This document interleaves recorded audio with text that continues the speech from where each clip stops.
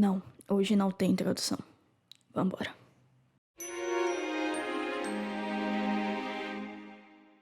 O capítulo é uma continuação direta do capítulo anterior, então eu acho que eu não preciso fazer uma recapitulação, né? Tá, no capítulo anterior, Mitsuba pediu ajuda do Kou porque ele é um exorcista e ele conseguiria ajudar a exorcizar os espíritos que provavelmente pegaram as calouras do Mitsuba. E nessa de invadir a escola de noite, eles encontraram um demônio. Vem brincar comigo. O que houve com ele? Por um segundo o rosto dele estava... Abrindo parêntese rapidão aqui, quando eu vi no lançamento esse capítulo, eu tinha ficado muito tiltada com o Kou. Ai, você tá falando que ele espancando uma criança. Não, cara, foda-se essa criança do capeta. Eu tô falando que ele tocou no Mitsuba. Tipo, vai tomar no cu, cara. Olha isso aqui. O braço dele já tá necrosado e ele encosta no Mitsuba que nem tava com o braço necrosado, tá ligado? É muito arrombado. É muito aquele amigo que não quer se fuder sozinho, tá ligado? Aí ele leva o outro junto porque sim. Só que aí eu descobri que o Mitsuba também tinha sido tocado pelo demônio. Então, whatever. Bem, depois deles se esconderem, o Kou avisa que eles não podem ir embora justamente por terem sido pegos pelo Tsukasa, que tá muito esquisito aqui. Mas eu vou falar sobre isso mais tarde. Voltando aqui, seria perigoso se eles saíssem da escola agora, já que eles foram pegos, então seria só questão de tempo até eles serem possuídos. E sim, o Kou, um exorcista que exorciza sobrenaturais, pode ser possuído? Não pode. Mas como ele é muito bucha, ele pode. É teu trabalho, velho. É tipo eu chamar a polícia e ser assaltada por um ladrão. Não faz sentido isso, tá ligado? É tipo eu ver um médico e ele tá doente e não saber se curar, tá ligado? Não saber evitar isso. É complicado, mano. Enfim, voltando aqui, o Mitsuba acaba entrando nos papos meio esquisito que ele já tinha visto esse Tsukasa em algum lugar antes em um sonho. E essa impressão ocorreu desde o começo do festival, um sonho onde ele era um sobrenatural. O Kou então pergunta ao Mitsuba se a criança que ele estava se referindo como Tsukasa estava nesse sonho. O Mitsuba diz que não se lembra, mas lembra que o Kou estava lá. O Mitsuba fala que quer se lembrar e pergunta se o Kou sabe de algo. O Kou fica meio receoso e tendo uma vaga memória, possivelmente do sonho também, onde mostrou 3 pessoas juntas. E, bem, não preciso falar quem é, né? Então ele tenta mudar de assunto, falando pra deixar pra lá, e que eles têm algo mais importante pra fazer, que é sumir com aquela criança. O Tsukasa tá meio estranho. Por um momento a gente vê ele chamando pelo Amane, como se ele tivesse deslocado, confuso. E, bem, outro detalhe são os balões. Enquanto o suposto Tsukasa pergunta onde os dois estão, o balão tá preto. Mas quando ele fala no meio do corredor sobre o Amane, é como se ele tivesse acordado, se despertado, sabe? E voltado ao estado normal, quando ele chama pelo Amane. Aguardem um pouco que eu explico depois. Enfim, o Kou explica que tem um jeito de mandar o espírito que foi invocado por um ritual embora. Que seria eles brincarem com ele até ele se satisfazer. Mas não daria certo por alguns motivos. O primeiro é que eles estão infectados por essa coisa. Não daria tempo suficiente. O segundo motivo é que uma hora eles vão acabar se cansando por serem humanos e iam ser pegos. Já que eles não sabem o limite do Tsukasa. Então só resta uma opção. Eles vão ter que forçar a saída dele. O que seria forçar a saída dele? Basicamente, eles teriam que destruir o Yorishiro dele. Não é igual dos 7 mistérios, tá? Só pra deixar claro. Assim, eles expulsariam ele do reino humano. Normalmente não se faz isso porque o espírito fica rancoroso. Mas como o Kou disse, eles não estão em posição de escolher agora. Bem, eu vou dar uma explicada aqui sobre os Yorishiros. Não é igual dos 7 mistérios, como eu falei, isso que é algo importante para que você não queira sair do seu posto de mistério, já que você não teria coragem de quebrar ele, certo? É tipo tu ter um PC gamer e não querer quebrar ele. É tipo isso. O Yorishiro, nesse contexto, seria, na verdade, o que você usou pra invocar ele. Pelo menos é o caso do rumor do Tsukasa-kan. Ou seja, o Yorishiro dele é um papel que as meninas usaram pra invocar ele. Ou seja, não. Sempre quis falar isso. O Tsukasa não é um dos 7 mistérios aqui. Até porque eles sequer existem nessa linha do tempo. E também o Tsukasa não é um dos 7 mistérios na linha do tempo original, né? Só pra deixar claro.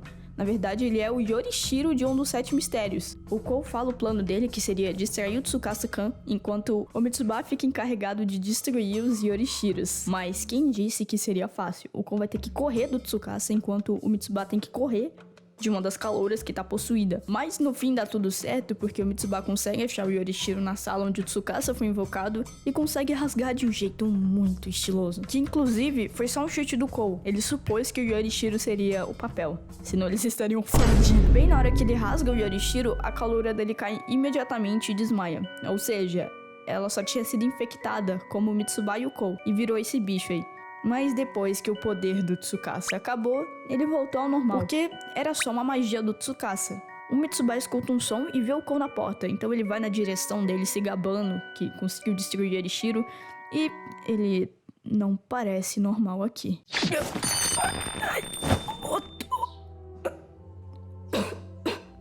Que você...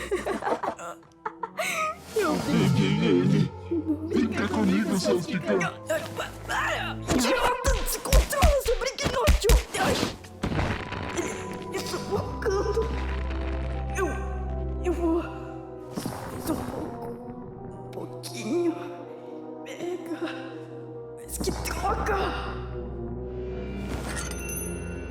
Eu já tava me perguntando que comoção toda é essa. Eu nunca ia adivinhar que era o meu irmãozinho. Boa noite, Mitsuba.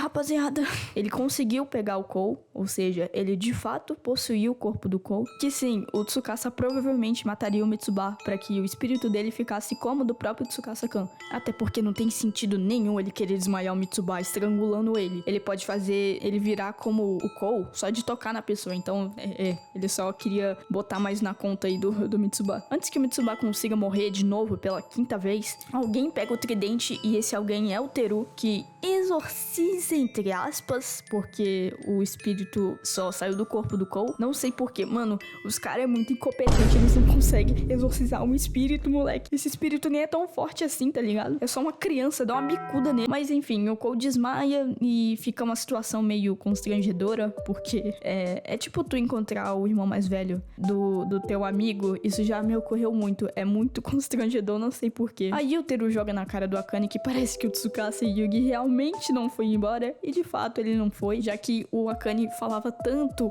insistia, não, essa timeline é segura, é melhor que a outra. Tô vendo, mano, tô vendo. O Akane fala que parece que esse Tsukasa é diferente do que a gente conhece, e realmente parece ter algo de errado com ele em muitas questões. O Akane se pergunta se foi um erro deixar o Ji-san, ou no caso Kaku, o guardião do passado, e a Mirai, que é a guardiã do futuro. Mas ele descarta essa ideia, puxando o saco dos guardiões, falando que eles nunca cometeriam um erro assim. Acredite, Akane, eles iriam sim, tá? Então ele se pergunta o que realmente era aquilo. Seria tipo uma anomalia? O Tsukasa é tão pica que ele conseguiu ser um Por exemplo, o Miles do filme Aranhaverso. Dentro daquele filme, daquele universo do filme, o Miles é uma anomalia. Então o Tsukasa seria tipo isso? Na verdade, não só o Tsukasa, né? O Amane Yugi e o Tsukasa. Os dois irmãos Yugi aí, porque os caras, puta que pariu, os caras amaldiçoados, só se fodem. Bom, agora eu tô devendo algumas explicações, né? Vamos aos fatos. O Akane tá certo de se questionar sobre isso, até porque vamos começar com a aparência desse Tsukasa. Ele tá todo judiado aqui, todo largado, e parece que a roupa que ele tava usando é a mesma do aniversário dele de 4 anos. Só que, por algum motivo, ele tá sem aquelas 2 alças no macacão. E ele não tem meias ou sapatos, ele tá descalço. É muito triste ver ele assim, parece um mendigo. É muito triste ver ele assim, porque parece que ele foi assassinado. Essa aparência dele indica que, por algum motivo, ele foi morto por alguém. E quando você vê isso na vida real, é bizarro de triste, sabe? Mas enfim, a gente não sabe o motivo da morte dele, por enquanto. Outra coisa que destaca muito isso são os olhos dele. Eles parecem que estão sem almas. E como eu já disse nenhuma vez nesse canal, os olhos são a janela da alma. Eu vi essa frase...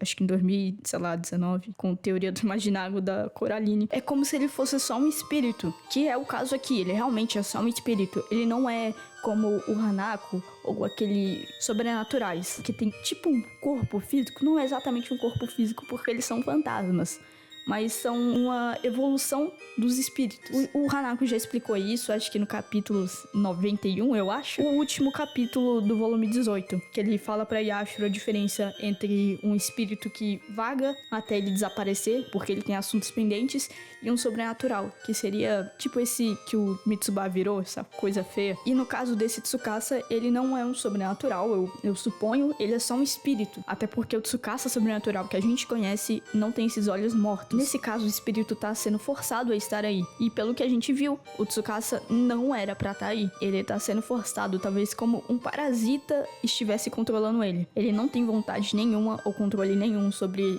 os seus momentos de possessões. Eu expliquei um pouco sobre isso na parte dos balões. Quando ele tá possuído, o balão fica preto, e quando ele volta ao estado normal, fica branco, como de todos os outros humanos ali. Já que ele não sabe o que tá fazendo ali, é como se fosse uma amnésia temporária. No momento que a possessão acaba, vem a amnésia, e ele não sabe que caralhos ele tá fazendo ali. Agora, algumas únicas dúvidas que nos restam é saber por que e quem tá fazendo isso. Só teremos essas respostas em breve. Vocês já vão saber quem que é. Vocês vão saber.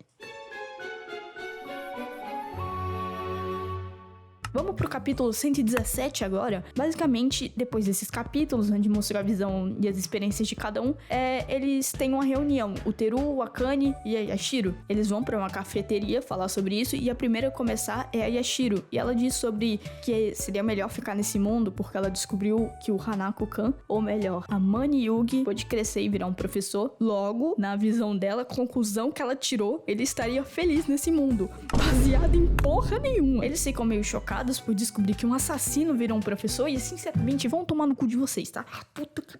Tá. Foda-se. Mano, os caras é muito arrombados, cara. Puta que pariu. Às vezes eu tenho um ódio momentâneo por esses personagens. Assim, mano, tu é secundário. Tu cala tua boquinha aí, tá? Pra falar do Hanako. O que eles têm contra o Hanakinho, mano? Se ele realmente não fosse um assassino, ele só tivesse se matado ali com uns 27 anos, o que vocês iam fazer? Hein, seus porra? Puta que pariu. Nossa, desculpa, isso me irrita. Eles conseguiriam me irritar aqui de casa, mano. Enfim, eles ficam chocados porque descobriram que um assassino virou professor. Não é como se eles fossem uma flor que se cheire, tá ligado? Os próximos a falarem são o Teru e o Akane. Eles falam que encontraram o Tsukasa, que não era exatamente ele, mas ele tava ali e era muito estranho. Então eles chegam na conclusão de que o que mudou tem a ver com esses dois, já que um cresceu e o outro morreu, ainda bem jovem, inclusive. Mas claro, antes de qualquer coisa, como a Yashiro e o Akane disse que não querem voltar pra nossa timeline, acreditarem que é melhor esse mundo, mesmo que eles não estejam felizes, o Teru convence eles a voltar, plantando uma semente de dúvida na cabeça deles. Porque ele diz o óbvio, não é porque ele cresceu que ele tá feliz, menina. Isso faz ela ficar receosa, e ela realmente quer confirmar pra saber se é verdade. Então, ela vai ajudar eles pra saber sobre isso. E bem, eu achei esse comportamento da Yashiro um tanto quanto egoísta e meio hipócrita também, já que o Hanako faria isso também. Ele com certeza tacaria o foda-se pra todo mundo ali e ia ficar ali só pra ver a Yashiro feliz nesse mundo. Se fosse o caso, né, do Hanako, não ia gostar que isso acontecesse, certo? Então, por que ela fez isso? Eu não sei. Ela já passou por isso no arco da pintura perfeita e no arco da separação. Então, não sei por que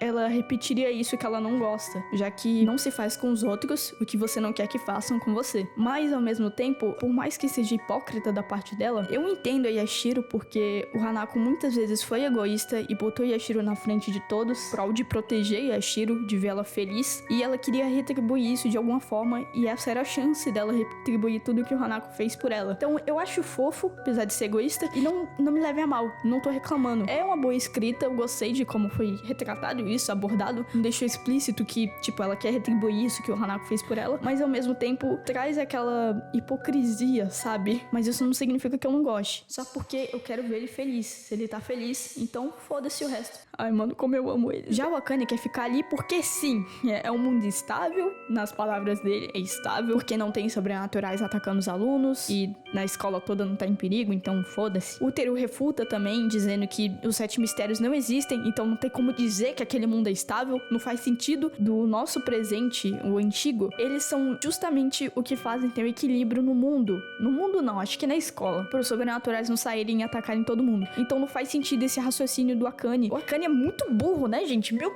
Deus! Além disso, o Teru diz que não é sobre o mundo ser melhor que o outro ou não. Até porque a mãe dele tá viva aqui, ele tem uma família presente, ela tá toda reunida. Até o pai dele tá em casa junto com eles. E tanto o Teru quanto o Kou tem tempo pra se divertirem com os amigos e não ficarem sobrecarregados. O problema de fato aqui é que nenhum deles tem a garantia de que esse mundo não vai mudar de novo. Se eles deixarem mudar dessa vez, vai acontecer de novo, acontecer uma segunda vez, uma terceira, uma quarta, e vários mundos vão ser criados conforme a vontade dos guardiões. Eles podem perder esse mundo tão rápido quanto eles ganharam. O Teru tá pensando de uma forma bem mais ampla e menos egoísta, e bem lógica, inclusive. É um bom raciocínio. O Akane diz que os guardiões não são tão arbitrários assim, como o Teru faz os parecer, como se fosse aquela famosa passada de pano. E foi mal, Akane, não vai rolar não. Os guardiões estão com um papo bem torto, tá ligado? Mas nós esperamos de verdade que eles não sejam tão ruins assim.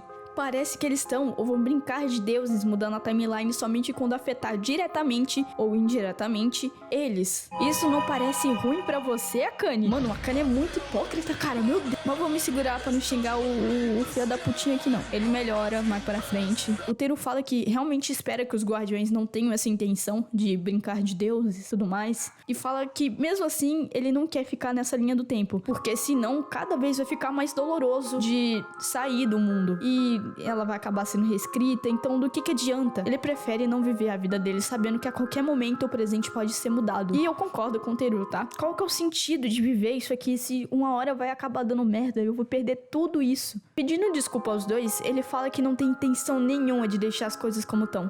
Ele diz ao Akane que ele não tá em posição de se opor. O Akane se questiona do que ele quis dizer com isso, até que de repente a Oi aparece, e sim, esse é o motivo do porquê o Akane não pode se opor. Você não vai ficar contra a Oi, né? Mas é bem foda-se, eu não vou narrar isso aqui, você pode ir lá ler o mangá, ninguém liga pra isso. Mas o Akane acaba contando tudo pra Oi, mesmo assim ela não se lembra, porque tem que ter algum gatilho bem específico pra ela se lembrar, e não foi o caso aqui. Então, todos eles, esse grupinho, vai pra Casa Vermelha. Sim, pra Casa Vermelha. A gente vai ter um retorno da Casa Vermelha. E eu tô vendo que o Iro e a Aida estão replicando muita fórmula que deu certo. A Casa Vermelha, o arco da separação, o mundo perfeito. Nossa senhora, Daru, tem criatividade, você só sabe fazer essas três coisas, cara. Mas enfim, não é ruim. Isso significa que a gente vai descobrir mais sobre os irmãos Yugi. Isso é bom, isso é ótimo. Quer dizer, eu espero, né? Eu espero que a gente descubra mais sobre eles. Enquanto isso, temos dois brothers ali andando juntos na rua, porque eles vão entregar um envelope pra um professor, já que pediram pro Kou. O Mitsuba foi só porque ele quer resenhar. Eles olham pro endereço e acham a casa e... meio receoso, o Kou segue o Mitsuba, que supôs que aquela seria a casa, já que tá na frente deles, né? Família, parece que geral vai de encontro pra Casa Vermelha. Tem como dar mais merda que isso? Tem, até porque o Mitsuba foi com eles. E, bem, um demônio acabou de falar com o Kou, não sei se vocês perceberam. Por mim, eu ia sair correndo, eu nunca mais voltava pra essa cidade fudida. Mas é isso aí, acho que ninguém vai sair da casa, todo mundo vai morrer, vai se fuder e vai acabar a história, é isso aí. Esses dois capítulos, eu vou ser bem sincera com vocês, eu achei ele bem meh. Eu não gostei deles, não. Mas não é como se fosse... nossa, que terrível. Não, só acho bem chato mesmo. O único que foi legal, que eu realmente gosto, é o capítulo 115. Por que será, né? Por que será que eu gosto tanto dele? Esses outros eu achei muito chatos, foi mal. Mas eles são só pra mostrar como esse mundo é distópico, que na verdade não é perfeito, e eu cansei dessa fórmula. E isso só funcionou no arco da pintura perfeita. Tá saturando já, Iro, por favor, mude a fórmula. Não aguento mais ver o Hanako sumindo da própria obra. Enfim, eu acho que é isso. Não sei quanto tempo deu, não sei se tá tão longo assim, mas eu acho que eu consegui resumir bem, porque o roteiro tava um pouquinho maior do que esperado e eu tava com preguiça de ler tudo. Então eu dei uma resumida aqui, teve umas horas que eu fiz no puro improviso.